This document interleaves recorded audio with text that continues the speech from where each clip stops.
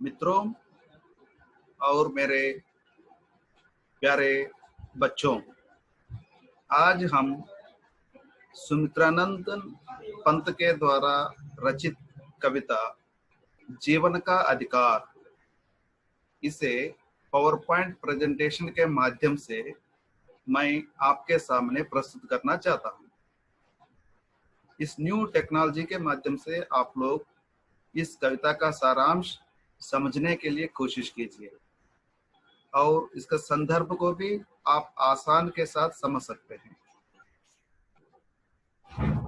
इसके साथ आप जब चाहे तब इस पीपीटी यूट्यूब से देखेंगे तो आसान के साथ उसमें जो उसका जो भाव है, उस कविता की जो भाव है वह आप लोग समझ पाएंगे।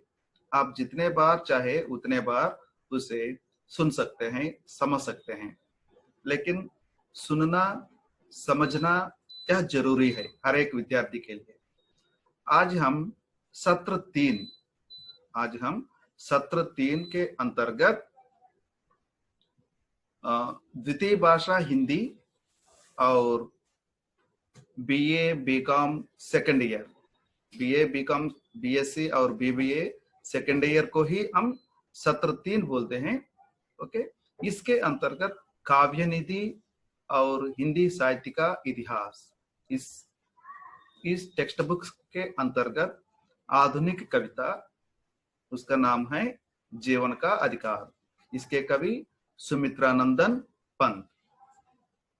ओके, मैं A Sambasivarao, assistant professor of Hindi, SR BGNR government arts and science college autonomous Khammam, और इस यूट्यूब चैनल का नाम सांबशिवराव अत्तोटा।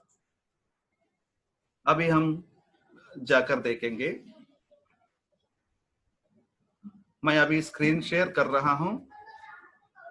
इस स्क्रीन शेयर में आप लोग थोड़ा ध्यान से देखिए।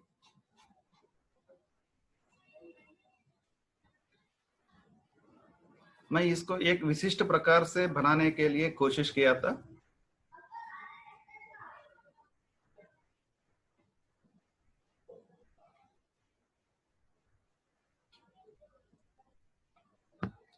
मैंने पावर पॉइंट प्रेजेंटेशन में सुमित्रानंदन पंत का चित्र भी है और उसका परिचय भी है, और यहाँ पर कुल मिलाकर हमारे लिए कुछ पंक्तियां हैं।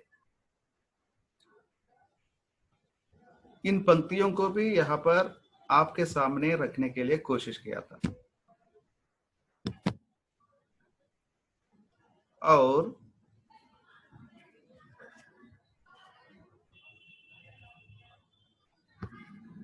यहाँ पर एक एक पंक्ति को आप लोग मैं पढ़ के समझाऊंगा, एक एक पंक्ति।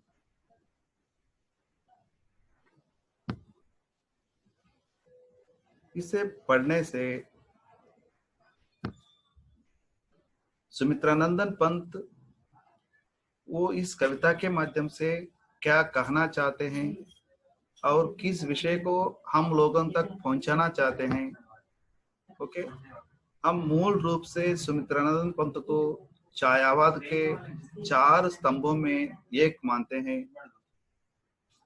लेकिन इस कविता को पढ़ने के बाद, इस कविता को समझने के बाद हमें ऐसा लगेगा कि यह प्रकृति से संबंधित कविता से भी ज्यादा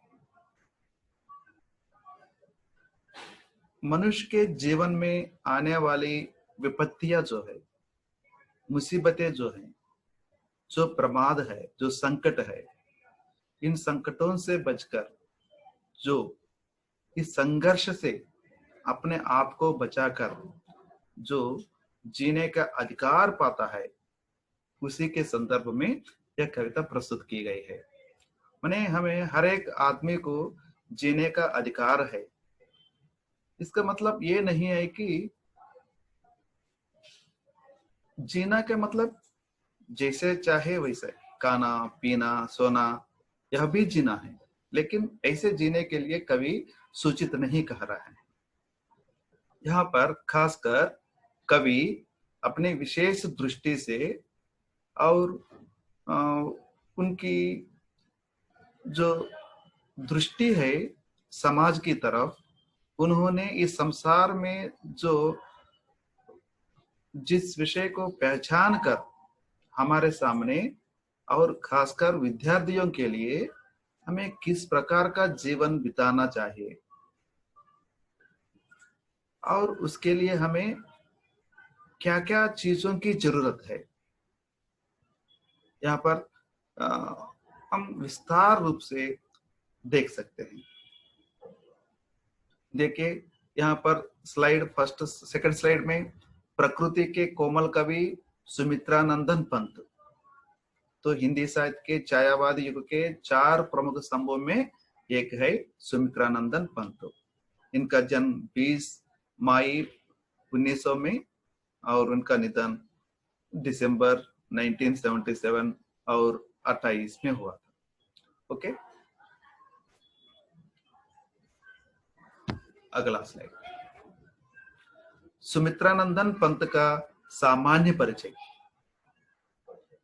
हिंदी साहित्य के छायावाद के 4 प्रमुख कवियों में सुमित्रानंदन पंत प्रकृति के सुकुमार भावनाओं के कवि माने जाते हैं। प्राकृतिक सौंदर्य की सुरम्य स्थली अल्मोड़ा के पर्वतीय ग्राम कौसानी में सन 1900 में पंत का जन्म हुआ। उनकी माता का नाम सरस्वती देवी तथा पिता का नाम पंडित गंगादत्त था। पंत रविंद्रनाथ टैगोर, महात्मा गांधी और श्री अरविंद महर्षि के संपर्क में आए और उनकी विचारधारा से वे प्रभावित हुए। सन 1921 में वे गांधी जी के द्वारा सूत्रपात असहयोग आंदोलन में भाग लेने के कारण उन्होंने कॉलेज का त्याग किया। और सुमित्रानंदन पंत के जीवन में या साहित्यिक जीवन में ऐसे कुछ प्रमुख घटनाएं हैं, हम उसको थोड़ा एक क्रम में देखेंगे।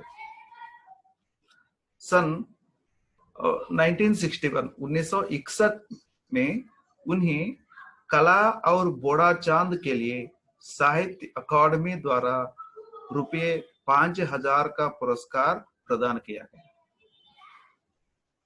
सन 1961 में ही भारत सरकार ने उन्हें पद्म भूषण की उपाधि से सम्मानित किया।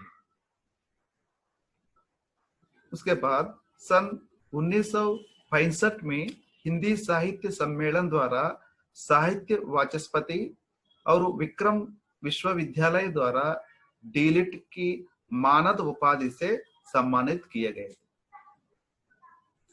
सन 1968 में चिदंबरा काव्य के लिए विशिष्ट पुरस्कार, जिसको कहते हैं भारतीय ज्ञानपीठ, यह विशिष्ट पुरस्कार प्रदान कर सम्मानित किया गया है।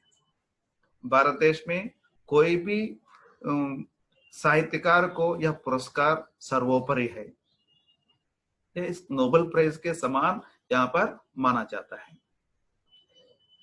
इनके प्रमुख काव्य वीणा, ग्रंथि, पल्लव, गुंजन, युगांत, ग्राम्य, चिदंबरा, कला और भोड़ा चांद, स्वर्ण किरण और स्वर्ण थूली और कई काव्य संकलन आप किताब खोलकर देखेंगे तो हमें उसकी संख्या और देख सकते हैं। प्रकृति के इस कोमल कवि देखिए सन 1977 में स्वर्गवास हुआ। उन्होंने भरपूर जीवन जी लिए थे, एक संपूर्ण जीवन बिताए थे। उस जीवन का भी एक सार्थक है। यहाँ पर इस बात को हमें याद रखना होगा, उनका जीवन भी ये लंबी आयु है, इसका भी एक सार्थक जीवन है, क्योंकि वे कविता लिखने में बहुत सक्षम है, शक्तिशाली है और समर्थ है।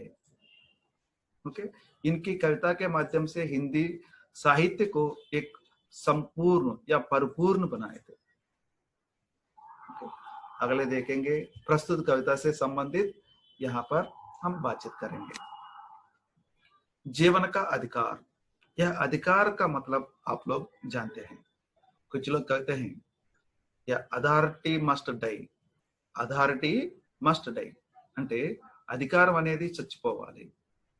लेकिन इस बात को याद नहीं रखते कि ये इस बात को या इस उक्ति को कहने में ही वे लोग अपने अधिकार दिखा रहे हैं। इस उक्ति को कहने में ही वे लोग माने उसके अधिकार के साथ इस बात को कह रहे हैं। हक और अधिकार, इन दोनों में भी कुछ फर्क है। हक और अधिकार। हक हमें बस जीने के लिए हक प्रदान करता है, रहने के लिए जीवन हक प्रदान करता है, बोलने के लिए हक प्रदान करता है। राइट, हक का मतलब राइट। लेकिन यहाँ पर अधिकार है। अधिकार का मतलब अथॉरिटी, पावर, शक्ति, राज, ये सब इसमें अनेक अर्थ के रूप में यह सुमित्रानंदन पंत यहाँ पर प्रस्तुत किए थे। जीवन का अधिकार माने अपने जीवन में किस प्रकार जीना है, उस अधिकार पूर्वक जीना है,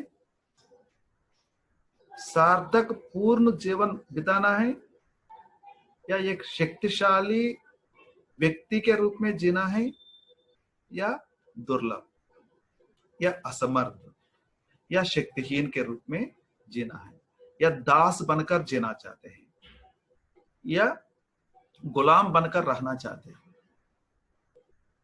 यह हर एक आदमी अपने अपनी क्षमता के आधार पर उसे तय करना चाहिए। ओके, तो जीने का अधिकार हमें स्वयं तय करना चाहिए। माने किस प्रकार हम जीना चाहते हैं, अधिकार पूर्वक जीना चाहते हैं या वैसे ही एक दास की तरह जीना चाहते हैं, या गुलाम होकर जीना चाहते हैं, या केवल हक तक सीमित होकर जीना चाहते हैं। यहाँ पर इस प्रकार बहुत प्रश्न खड़ा करते हैं। माने एक प्रकृति के सुकोमल कवि के कलम से, इस कोमल कवि की कलम से इस प्रकार की माने अल्टीमेट डू और डाई, लाइक डू और डाई, एक अल्टीमेट पंक्तियां, ये सार्थक पंक्तियां, ये कविता के रूप में हमारे सामने रहना, यह बहुत खुशी की बात है। माने कोमल तो है, मन से कोमल है, लेकिन विचार से वे बहुत धैर्य और साहस और धीरज रखने वाले थे। ओके, ये कठोर वज्र की तरह यहाँ पर इन सारी बातों को या पंक्तियों को हमें देखना होगा, समझना होगा और विश्लेषण भी करना होगा। आगे हम जाते हैं, इस कविता और पंक्तियों को देखते हैं। थोड़ा ध्यान से सुनिए।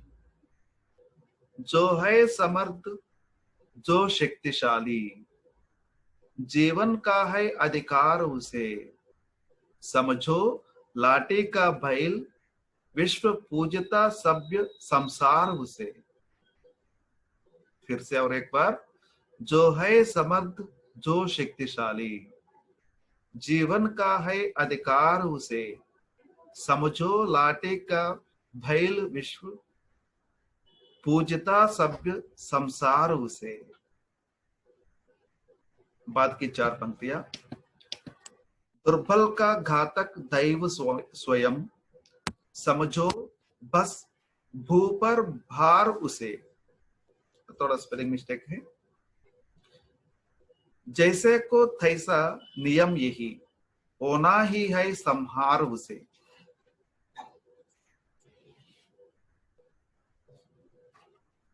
अगली पंक्तियां।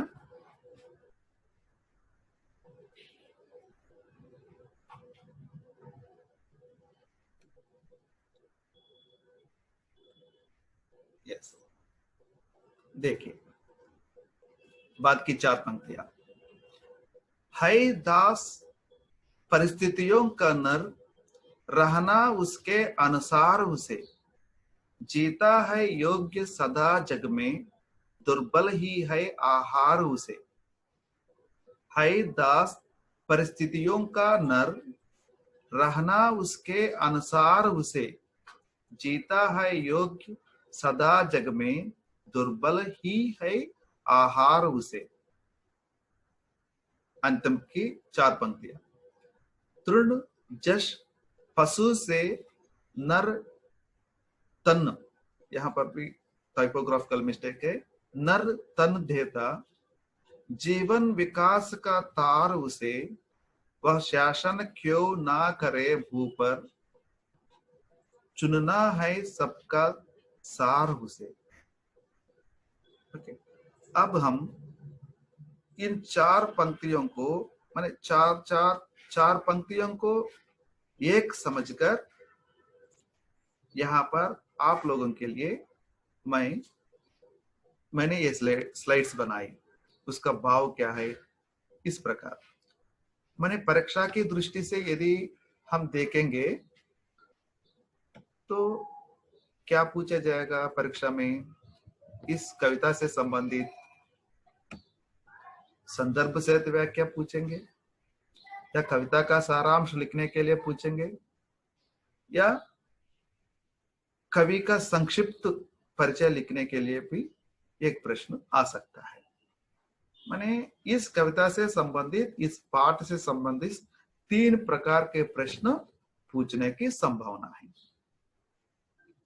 राइट, तो इसलिए पहले की 4 पंक्तियों को मैं यहाँ पर उसका भाव क्या है ये समझा रहा हूं। तो कुल मिलाकर यह कविता पढ़ने के बाद हमें ऐसा लगता है कि इस कविता में पंत क्या कह रहे हैं। माने उनका कहना है कि जो व्यक्ति समर्थ है उसे ही जीवन जीने का वास्तविक अधिकार है। वास्तविक means is bona fide, is birth right. उसके माने वास्तविक हकदार है, वास्तविक अधिकारी है। कौन? जिस व्यक्ति समर्थ है, जिसमें क्षमता है, मीन्स टैलेंट, प्रतिभा और शक्ति, चलने की शक्ति, चलाने की शक्ति, शासन करने की शक्ति, राज करने की शक्ति, उत्साह, प्रोत्साह। ओके, यह सब माने समर्थ का मतलब वही होता है, टैलेंट, क्षमता, परीक्षा में जीतना। ओके, जीवन में आदर्श बनकर आगे चलना। ओके, काम करते हुए और दूसरों के साथ करवाना, ये सब उसी मैनेजमेंट के अंदर आ जाएगा। तो पहले की 3 पंक्तियां यदि आप चाहे तो और एक बार मैं पढ़ के उसका अर्थ समझाऊंगा। जो है समर्थ जो शक्तिमान, जो है समर्थ जो शक्तिमान, जीवन का है अधिकार उसे, समझो लाठी का बैल, विश्व पूजता सभ्य संसार उसे। तो परीक्षा में यदि इन 4 पंक्तियों को संदर्भ सहित व्याख्या के रूप में पूछने की संभावना है, मान लीजिए, तो उसको कैसे उत्तर प्रस्तुत करेंगे आप लोग। यहाँ पर सबसे पहले आपको मालूम है संदर्भ लिखना है। इस संदर्भ क्या लिखेंगे? प्रस्तुत पंक्तियां प्रकृति के कोमल कवि सुमित्रानंदन पंत के द्वारा लिखी गई है। इन पंक्तियों के माध्यम से पंत जी समर्थ व्यक्ति को ही जीने का अधिकार है, वास्तविक अधिकार है, यही स्पष्ट करना चाहते हैं। वे प्रकृति के कोमल कवि होते हुए भी जीवन में चातना भरने की इस प्रकार की अनेक कविताएं लिखी है।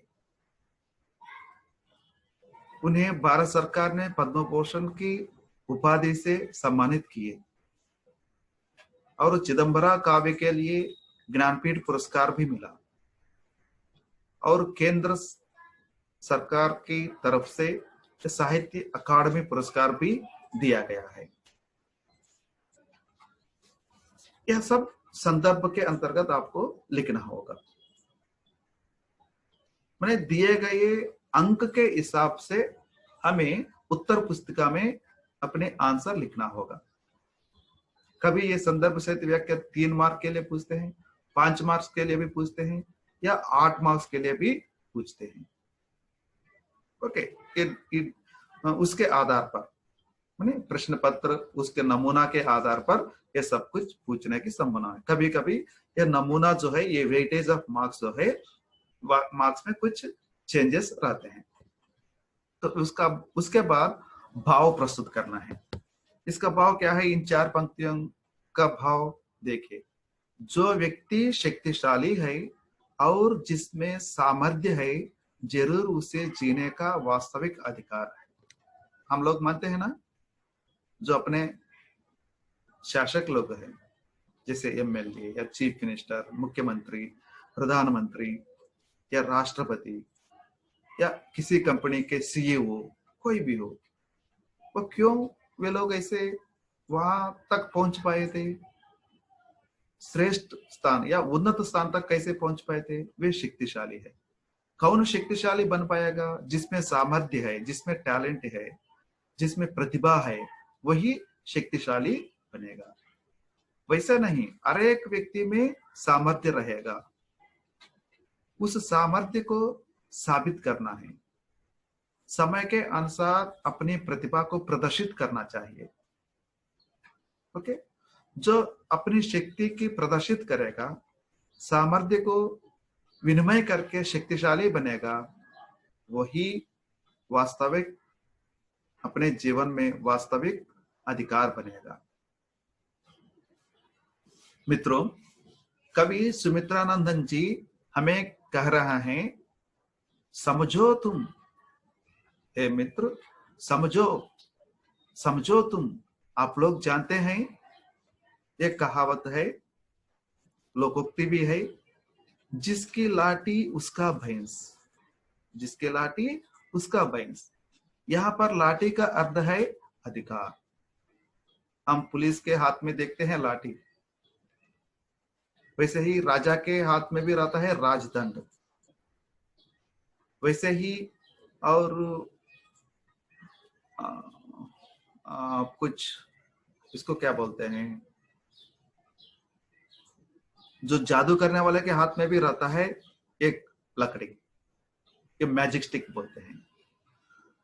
तो यहाँ पर लाठी के लिए सांकेतिक रूप से या अर्थ लिया जाए तो अधिकार, राज या शासन।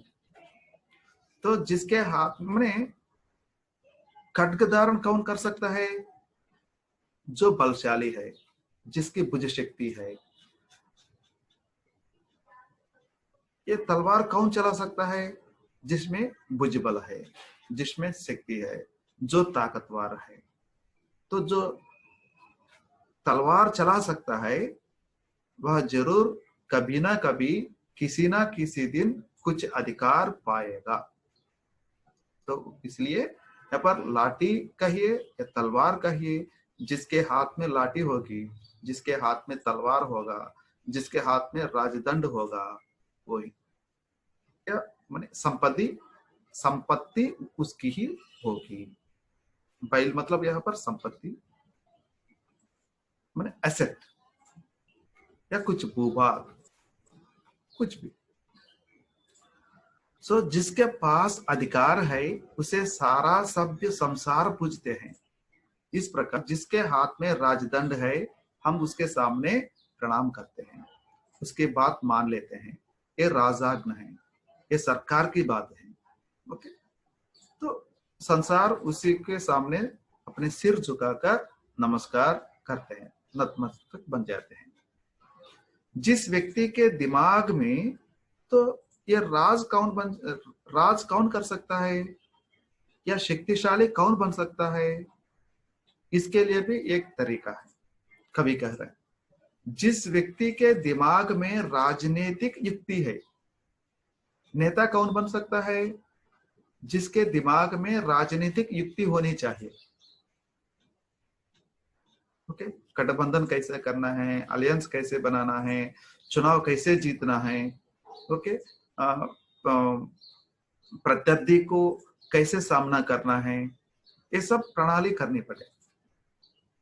ओके, वैसे ही जिसके हाथ में आर्थिक संपत्ति है, मैंने केवल युक्ति होने से नहीं चलेगा, उसके साथ साथ और आर्थिक संपत्ति भी होनी चाहिए। यदि हम देखेंगे, भारत का उदाहरण लेंगे, नहीं तो अमेरिका को हम एक उदाहरण के रूप में लेंगे, तो बिल गेट्स क्या है, उसके पास आर्थिक संपत्ति है। यहाँ पर रिलायंस मुकेश अंबानी के पास आर्थिक संपत्ति है। नवीन और क्या है, मित्तल जी के पास आर्थिक संपत्ति है। ओके, जो लोग ऐसे हैं। और अमेरिका के प्रेसिडेंट देख लिया तो ट्रंप के पास आर्थिक संपत्ति भी है और अधिकार भी है। आर्थिक संपत्ति के साथ अधिकार भी उन्होंने, माने आर्थिक संपत्ति के द्वारा उन्होंने अपने अधिकार जमा लिए थे, अध्यक्ष बन पाए थे। ओके, उसके बाद जिसके मन में विराट सांस्कृतिक तथा साहित्यिक चेतना है, यहाँ पर एक समूह को लेकर कवि प्रस्तुत करना चाहते हैं।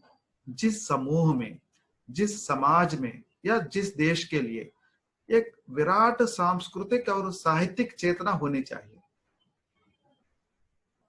ओके, जिस समाज में इस प्रकार की सांस्कृतिक और साहित्यिक चेतना होगी, वह समाज पूरी दुनिया में राज कर सकता है, पूरे समाज के ऊपर अपना अधिकार स्थापित कर सकता है।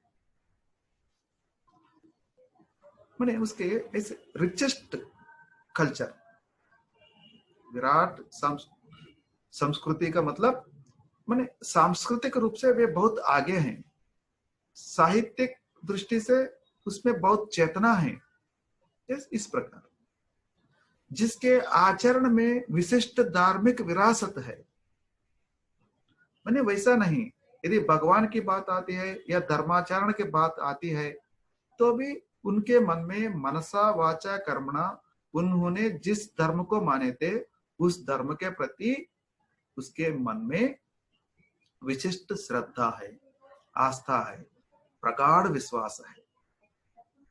ओके, हम ऐसे बहुत सारे राजा लोगों को, चक्रवर्ती सम्राट को देखे थे, जैसे अशोक, जैसे महावीर, जैसे गुप्त लोग। माने वे लोग उनको धर्म को भी यहाँ पर लोगों के सामने लाए थे। माने धार्मिक जीवन भी उन लोगों का उच्च स्तर पर रहा था। धार्मिक लोग, धार्मिक जीवन, तो जिसका धार्मिक जीवन विशिष्ट रूप से होगा, जो अपने आचरण में ला सकता है, वह भी अधिकारी बन सकता है। यहाँ पर कहने का मतलब वही है, वही शक्तिशाली और समर्थ व्यक्ति ही इस विश्व में राज कर सकता है। और एक बार इसको देखेंगे, जिस व्यक्ति के दिमाग में राजनीतिक युक्ति है, जिसके हाथ में आर्थिक संपत्ति है, जिसके मन में विराट सांस्कृतिक तथा साहित्यिक चेतना है, जिसके आचरण में विशिष्ट धार्मिक विरासत है, वही शक्तिशाली और समर्थ व्यक्ति ही इस विश्व में राज कर सकता है। ओके, माने एक अधिकार पाने के लिए, एक अधिकारी के रूप में यदि अपने आप को यदि साबित करना चाहते हैं, इन सब की जरूरत पड़ेगी। इसके लिए उसे कड़ी मेहनत करनी होगी। बाद की 4 पंक्तियां। दुर्बल का घातक दैव स्वयं, समझो बस भूखा भार उसे, जैसा जैसे को तैसा नियम यही, होना ही है संहार उसे। दुर्बल व्यक्ति को स्वयं जीने का कोई अधिकार नहीं है, लेकिन दुर्बल व्यक्ति यह मानने के तैयार नहीं रहता है। मैंने गुलाम को गुलाम होने का एहसास होनी चाहिए, तभी वह आक्रमण कर पाएगा, तभी वह चेतना दिखा सकता है। जब तक गुलाम को यह एहसास नहीं होगा मैं गुलाम हूं, मैं दास हूं, तब तक उसे उसका भाग्य को कोई भी बदल नहीं सकता है। राइट। सो इसलिए कवि सुमित्रानंदन पंत जी कह रहा है, जो भी दुर्बल व्यक्ति है वह स्वयं खो रहा है उसका अधिकार को। कोई उसी से उनके हक नहीं छीन रहा है, उनका अधिकार को छीन नहीं रहा है। वो उनके मानसिक रूप से वो दुर्बल है, शक्तिहीन है, असमर्थ है। इसलिए वह अपने आप स्वयं उनका अधिकार खो बैठ रहा है। क्योंकि आगे कहने का मतलब, आगे देखिए, क्योंकि भगवान भी खुद इन दुर्बल, असमर्थ और शक्तिहीन व्यक्ति के लिए घातक बन जाते हैं। हम अपने पुराण, इतिहास या कुछ ऐसे धार्मिक ग्रंथों में भी देखते हैं। ओके, भगवान कुछ अवतार लेकर जब इस भूभार को कम करने के लिए अवतार पुरुष के रूप में आकर कुछ वैसे अनहित लोगों को, ओके, इस समाज को नष्ट करने वाले लोगों को, जिसमें धार्मिक जीवन नहीं है, सांस्कृतिक जीवन नहीं है, जो अराजकता फैलाने वाले हैं, उनको खुद मिटा देता है। लेकिन यहाँ पर इस कविता में उसी के अर्थ में बताते हुए और कुछ विस्तार रूप से कह रहे हैं कि जो दुर्लभ है, जो दुर्बल व्यक्ति है, जो आसक्त व्यक्ति है, उसे खुद भगवान भी उसे जीने के लिए नहीं चाहता है। स्वयं भगवान उसे नष्ट करेगा, घातक पहुंचेगा उसके लिए। ओके, यदि हम भगवान की आराधना, स्तुति ये सब करते हैं तो यही मानकर करते हैं कि वे हमें शक्तिशाली बनाए, हमें शक्ति प्रदान करे, उत्साह प्रदान करे, प्रोत्साहित करे, समय समय पर हमें संकटों से बचा सके। यही मानकर तो हम भगवान की स्तुति, आराधना, वंदना ये सब करते हैं। तो इसलिए मैंने हमेशा भगवान से यही प्रार्थना होती है कि हमें शक्ति दो, मुझे संपत्ति दे दो, मुझे अधिकार दे दो। तो मैंने यह मनुष्य का सहज स्वभाव है। तो इसलिए शक्तिहीन मनुष्य को, दुर्बल मनुष्य को भगवान ही खुद नष्ट करेगा। आगे मान लीजिए असमर्थ व्यक्ति इन भूमंडल के लिए अनावश्यक भार है। जब हम दुर्बल बनेंगे, उनको यही मानना होगा मैं कुछ नहीं कर पाऊंगा, मुझसे कुछ नहीं होगा, मैं किसी काम का काबिल नहीं हूं। इस प्रकार की सोच आते ही समझना होगा कि इस भूमंडल पर हमें जीने का कोई हक नहीं है, हम जीने का अधिकार खो बैठे हैं, हम अनावश्यक बन गए हैं। फिंगर क्या, सिक्स्थ फिंगर बोलते हैं, सिक्स्थ फिंगर का कोई मतलब नहीं रहता। ओके, सिक्स्थ फिंगर यहाँ पर या यहाँ पर अपने आप आ जाता है, उससे कोई काम नहीं होता है, बस एक बार है। राइट। उसी ढंग से, जैसी सोच वैसे विचार, माने हम जिस प्रकार सोचते हैं उसी प्रकार विचार करते हैं। इसलिए अंत में जिसको जीने का अधिकार नहीं है उसे मरना ही होगा। माने पंत जी इसको इसी रूप में एक कंक्लूजन करने जा रहे हैं। क्या कह रहे हैं? जिसको जीने का अधिकार नहीं है, माने जिसको जीने के लिए मन नहीं है, कुछ करके दिखाने के लिए उसमें क्षमता नहीं समझता है, तो उसे क्या होना चाहिए? उसे मरना ही चाहिए। ये मरना हर एक समस्या का समाधान नहीं है। आत्महत्या हर एक समस्या की समाधान नहीं है, लेकिन कोशिश करते रहना, प्रयत्न करते रहना लगातार, ये कंटिन्यूटी होनी चाहिए। ओके, तो अभ्यास के साथ सब कुछ सीख सकते हैं, प्रयत्न के द्वारा सब कुछ पा सकते हैं। तो यहाँ पर भी अपनी क्षमता को, अपने सामर्थ्य को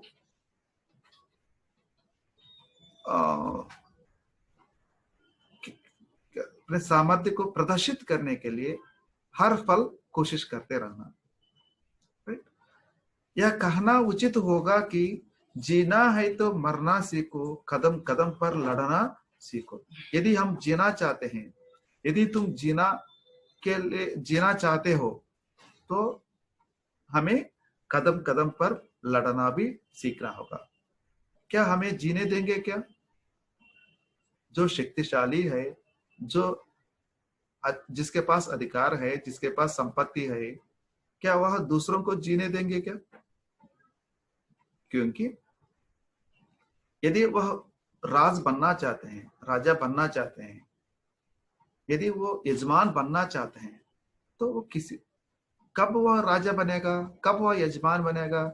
जब उसके सेवक बनेंगे, जब उसके दास बनेंगे, तभी तो उसको हम राजा बन पाएंगे ना। तो मैंने हमारे चारों तरफ इस प्रकार के प्रयत्न हमेशा चलते रहेंगे। इसलिए यदि आप अधिकार पूर्वक जीना चाहते हैं, तो इस अधिकार पाने में अपने प्राण त्याग भी देना पड़ेगा कभी कभी। वैसे हम पढ़े थे, वैसे बहुत सारे लोग युद्ध भूमि में ही अपने प्राण त्याग दिए थे। क्यों हुआ होगा? क्योंकि उसे अधिकार पूर्वक रहना चाहता है, से अधिकार के द्वारा ही वो जी सकता है। जब तक उसके हाथ में अधिकार नहीं मिलेगा तब तक वह लड़ता ही रहेगा। सो इस अधिकार, माने यहाँ पर दो पार्टी, दोनों तरफ से इस अधिकार के लिए लड़ाई, झगड़ा, संघर्ष, ये सब कुछ हमेशा होता रहता है। तो कभी कभी अनावश्यक या अचानक एक पार्टी को हारना ही पड़ता है। इसलिए यदि हमें जीना चाहते हैं, लड़ना चाहते हैं, तो तब हमें मरने के लिए भी तैयार होना चाहिए। अगले बाद की 3 पंक्तियां। हाय दास परिस्थितियों का नर, हाय दास परिस्थितियों का नर, रहना उसके अनुसार उसे, जीता है योग्य सदा जग में, दुर्बल ही है आहार उसे। मैंने यहाँ पर इन 4 पंक्तियों के माध्यम से पंत जी यही इसी भाव को प्रस्तुत करना चाहते हैं। मैंने हमेशा हमें प्रतिकूल परिस्थितियों में मनुष्य दास या गुलाम बन जाता है। मैंने परिस्थिति हरदम या हमेशा हमारे अनुकूल रहते हैं क्या? नहीं, कभी भी ऐसा नहीं। कई बार हमें प्रतिकूल परिस्थितियों से गुजरना होगा। इसलिए ये प्रतिकूल परिस्थितियों में मनुष्य दास या गुलाम बन जाता है। यदि किसी जाति ने दास बन गई या किसी ने किसी के गुलाम बन गए, तो इसके संदर्भ में हमें याद रखना चाहिए, उसके लिए यह प्रतिकूल परिस्थिति है। वैसा नहीं उसमें शक्ति है, शक्ति नहीं है। वैसा नहीं उसमें क्षमता नहीं है। वैसा नहीं वह कुछ नहीं कर पाएगा। वैसा नहीं वो तलवार नहीं चला पाएगा। वो तलवार चला सकता है, वह अच्छी तरह बॉलिंग कर सकता है, वह अच्छी तरह बैटिंग कर सकता है, वह अच्छी तरह फुटबॉल खेल सकता है। फिर भी कभी कभी हमें हारना पड़ता है। तो यहाँ पर यह परिस्थितियां हमारे अनुकूल में नहीं है। हम इन परिस्थितियों को अपने अनुकूल में बनाने में असमर्थ बन गए तत्काल के लिए। यह परिस्थिति कैसे जीवन भर के लिए नहीं रहेगा, यह तत्काल है। यह दास्यता कितने दिन के लिए? तत्काल। यह गुलामी कितने दिन के लिए? तत्काल। यह पराजय या अपजय कितने दिन के लिए? तत्काल के लिए होना चाहिए। माने उसमें रुकावट आना जरूरी है। ओके, आज दास है, हम यजमान बनेंगे कल। आज गुलाम है, अगले दिन हुजूर बनेंगे। यही मानकर चलना होगा। तो जब परिस्थितियां हमारे साथ नहीं दे रही हैं, उस समय में मनुष्य को दास या गुलाम बनकर रहना पड़ता है। इसलिए मनुष्य को परिस्थितियों के अनुरूप जीना चाहिए। कवि की सूचना क्या है? इसलिए मनुष्य को परिस्थितियों के अनुरूप जीना चाहिए। यही टैक्टिक्स है, यही जीने की पद्धति है। ओके, योग्य पुरुष हमेशा इस संसार में जीत पा रहे हैं। कवि का और कहना है, तो कौन जीत रहा है? क्रिकेट में कौन जीत रहे हैं? कबड्डी में कौन जीत रहे हैं? बॉक्सिंग में कौन जीत रहे हैं? या शटल बैडमिंटन में कौन जीत रहा है? ये सब देखेंगे तो जो योग्य पुरुष है हमेशा इस संसार में जीत पा रहे हैं। जैसे अलेक्जेंडर महाशय, जैसे अकबर ने, जैसे अशोक ने, ओके, जैसे वैसे बहुत सारे डारियस ने, ये सब, या जैसे जूलियस सीजर ने, वैसे सेल्यूकस निकेटर, अलेक्जेंडर के सेनापति कमांडर, वे अलेक्जेंडर की तरह नहीं कर पाए थे बाद में। ओके, वैसे नेपोलियन, ये सब मैंने जो उसमें कुछ योग्यता है, उसमें एक क्षमता है।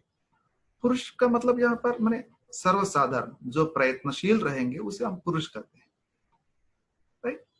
सो योग्य पुरुष हमेशा इस संसार में जीत पा रहे हैं। तो हमें क्या होना चाहिए? हमें योग्य बनना चाहिए। हमें कुछ ऐसे एसेंशियल क्वालिफिकेशंस एक्वायर करना होगा, संपादित करना है। लिखने की क्षमता, पढ़ने की क्षमता, समझने की क्षमता, ओके, ये सब, इन सब योग्यताओं को हमें संपादित करना होगा, तभी हम विजय पाएंगे। क्षमता के बिना, योग्यता के बिना हम विजय नहीं पा पाएंगे। इस जीत में दुर्बल पुरुष हमेशा शिकार बन रहेगा, ये स्वाभाविक है। यदि कोई एक विजय पाना चाहते हैं तो समर्थ के सामने असमर्थ झुक जाएगा, योग्य पुरुष के सामने अयोग्य हार जाएगा। ओके, अनुकूल परिस्थिति के सामने प्रतिकूल परिस्थिति नाश हो जाएगी, हार हो जाएगी, राइट। तो इसी तरह, और यह योग्य कौन बन सकता है? कौन प्रगति कर सकता है? मतलब जिसमें धैर्य और साहस है, वह समर्थ और शक्तिशाली बन रहे हैं। पंत जी हमें यह याद दिला रहे हैं, जिसमें धैर्य है, जिसमें साहस है, और वही समर्थ बनेगा, वही शक्तिशाली बनेगा। यह माने यह इतिहास हमें सिखा रहा है। ओके, अधिकारी बनेंगे, अधिनायक बनेंगे या यजमान बनेंगे। जो कायर है तो कौन हार रहे हैं, कौन असमर्थ होते जा रहे हैं, कौन दुर्बल बनते जा रहे हैं, माने जिसमें कायरता है। जो कायर पुरुष है, जो असमर्थ है, जो शक्तिहीन है, वही दास है, वही गुलाम है, गुलाम बनते जा रहे हैं। जो कायर है वही असमर्थ और शक्तिहीन बनकर बनते जा रहे हैं। यह सब इनकी मानसिकता पर निर्भर है।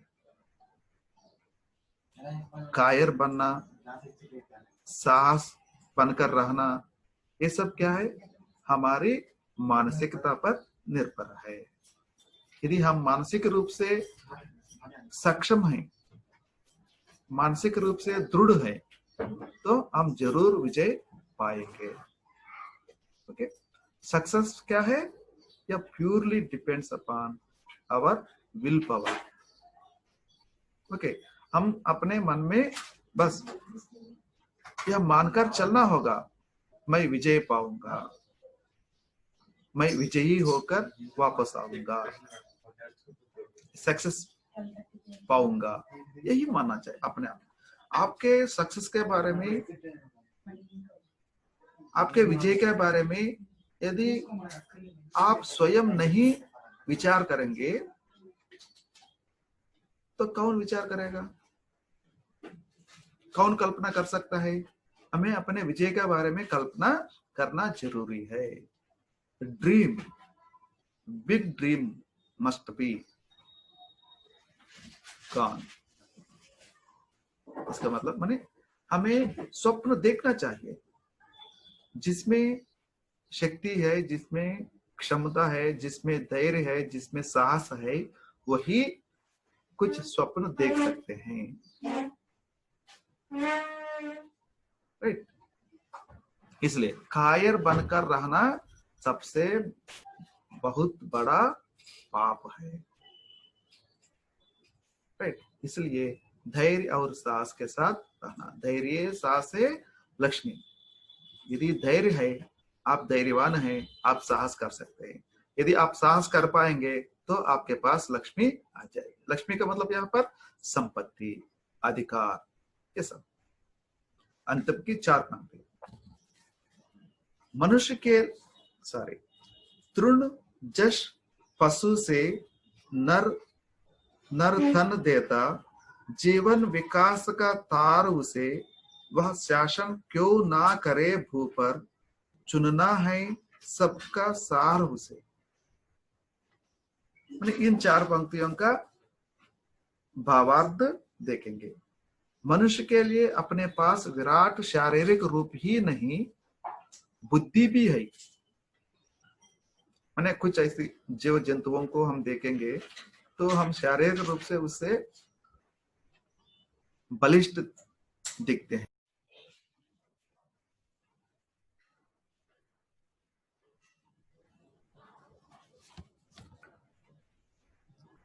ओके विद्यार्थियों, बीच में थोड़ा डिस्टरबेंस है, रुकावट, हम कंटिन्यू कर रहे हैं।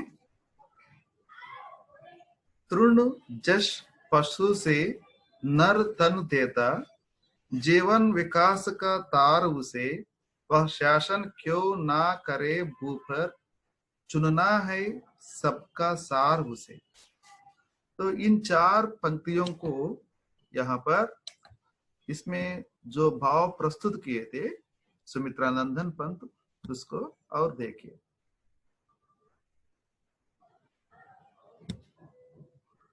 मैंने सुमित्रानंदन जी का वही कहना है, बार बार वही याद करना है कि हमें किस प्रकार शक्तिशाली बनकर रहना है, किस प्रकार अपनी शक्ति का प्रदर्शित करना है, किस प्रकार हमें समर्थ होकर अपना जीवन बिताना है, कैसे हम अपने जीवन में सफलता पाए। तो अगले बाद की अंतिम 4 चरणों की अभी मैंने पढ़ा था, तो उसका भाव क्या है वही देखिए, उसी संदर्भ को लेकर। मनुष्य के लिए अपने पास विराट शारीरिक रूप ही नहीं, बुद्धि भी है। माने मनुष्य समस्त जीव जंतुओं पर अपने अधिकार हस्तगत इसलिए कर पाया कि वे शारीरिक रूप से बलवान ही नहीं, मानसिक रूप से वह बुद्धिमान भी है। उसके पास विवेक है, उसके पास नॉलेज है, उसके पास विजडम भी है। इसलिए उसके पास अपने जीवन विकास करने की क्षमता अधिक है। पशु पक्षियों की तुलना में और मनुष्य में क्या है अंतर? वही विचक्षणा ज्ञान। विचक्षणा ज्ञान तो उसमें क्या है? विकास करने की क्षमता। सो अपने आप डेवलपमेंट या अपने आप डेवलप होने की टैलेंट उस पर ज्यादा है। ये सब विचरण ज्ञान और विवेचन सूत्र मनुष्य में विद्यमान है। इसलिए वह अनंत आकाश में उड़ने वाले पक्षी पर, मछली जैसे अखंड जलराशि पर, भूचर पशु समूह पर, विशाल मैदान और वृक्षों पर अपना अधिकार जमा लिया है। इसलिए इस दुनिया को अपने अपने मुट्ठी में रखा है। कर लो दुनिया मुट्ठी पर, या रिलायंस फोन की एक क्या कहना चाहिए, एक टैगलाइन था। टैगलाइन एडवर्टाइजमेंट में दिखा करते थे, कर लो दुनिया मुट्ठी में, कि पूरे संसार को तुम अपने मुट्ठी में बांधकर अपने वश कर लो। तो उसी को याद करते हुए यहाँ पर इस दुनिया को अपने मुट्ठी में रखा है। मनुष्य के पास क्या है? विवेचन सूत्र है, और उसमें विचक्षण ज्ञान है, और उसमें बुद्धि बल भी है। तो इसलिए इन तमाम चीजों पर वह अपने अधिकार जमा कर रहे हैं। इस विश्व में सब कुछ सबके लिए उपलब्ध है। आप कहाँ भी जाइए, कुछ भी देखिए, क्या क्या नहीं दिखाई देगा, सब कुछ हमें उपलब्ध है। सब कुछ आपके लिए इंतजार कर रहा है। माने समान रूप से यह मौके उपलब्ध है। ये सब कुछ होते हुए भी कुछ ही लोग उस मौके से फायदा उठा रहे हैं। जिसको जो चाहिए उसे चुनने की क्षमता उसमें मौजूद है। हमें क्या चाहिए, मुझे क्या चाहिए, मुझे क्या बनना चाहिए, मैं क्या कर सकता हूँ, एक राजा बन सकता हूँ, एक नेता बन सकता हूँ, एक IAS ऑफिसर बन सकता हूँ, एक डॉक्टर बन सकता हूँ, या क्या है? यह चुनने की क्षमता, सेलेक्ट करने की क्षमता, एक निर्णय लेने की क्षमता हर एक आदमी में मौजूद है। वह लेकिन क्या करना चाहिए? सही निर्णय सही समय पर करना चाहिए। जो सही निर्णय सही समय पर कर पाएगा वह जरूर विजय पाएगा। बस इतना ही है कि चुनौती और अधिकार के साथ जीने का मूल सूत्र जानना है। चुनौती हर कदम सामने आएगी। इसलिए जो लोग चुनौती लेने के लिए सामने आएंगे, जो लोग कुछ सवाल को सामने करने के लिए अग्रसर होंगे, वही अंत में अधिकार जमा सकता है। अधिकार पाने के लिए जो मूल सूत्र है वही जानकर यह सब कुछ कर सकता है। ओके विद्यार्थियों, इसके साथ यहाँ पर आप लोग भी विचार कीजिए। हम में जो कमी है उसे दूर करने के लिए कोशिश कीजिए। हम किसी चीज से डरते हैं, उसे डरने की कोई बात नहीं है। हम लोगों में से किसी के मन में कुछ कायरता है तो उसे दूर कर दीजिए, साहस भर लीजिए। धैर्य के साथ आगे बढ़ने के लिए एक निर्णय करना है तो उसमें धैर्य होना चाहिए। एक निर्णय लेने से पहले उस धैर्य ही हमें साहस पुरुष के रूप में साबित कर सकता है। इसलिए कायर बनकर रहना से कुछ भी नहीं मिलेगा। कायरता के कारण हम गुलाम बन जाएंगे, कायरता के कारण हम दास बनेंगे। ओके, इसलिए यदि हम अपनी प्रतिभा दिखानी चाहते हैं, अपनी क्षमता को प्रदर्शित करना चाहते हैं, तो जरूर हम शक्तिशाली बनकर रहना पड़ेगा। ओके, एक अधिकार पूर्वक रहना चाहते हैं, केवल हकदार बनकर रहना चाहते हैं, यह निर्णय आपको ही करना है। हकदार का मतलब कुछ चीजों में ही हमें हक है, जीने का हक है बस, लेकिन तुम एक मनुष्य के रूप में जी सकते हो, एक पुत्र के रूप में जी सकते हो, एक पति के रूप में जी सकते हो, एक विद्यार्थी के रूप में स्कूल में जाकर पढ़ सकते हो। लेकिन आप अधिकार जमा करना है, तो एक अधिकार पूर्वक रहना चाहते हो, तो उसके पीछे हमें बहुत कुछ मेहनत करना पड़ेगा। इस मेहनत के लिए क्या है, हमें संघर्ष करना पड़ेगा। जिसमें संघर्ष करने की क्षमता है वह अंतिम विजयी बनेगा। ओके, इसके साथ हम इस कविता का सारांश या संदर्भ इन सबको समाप्त करता हूं। आप और एक बार इस लिंक पर दबाकर या फिर से सुनने के लिए कोशिश कीजिए, आपको पूरी कविता समझ में आएगी। नमस्कार, बहुत बहुत धन्यवाद।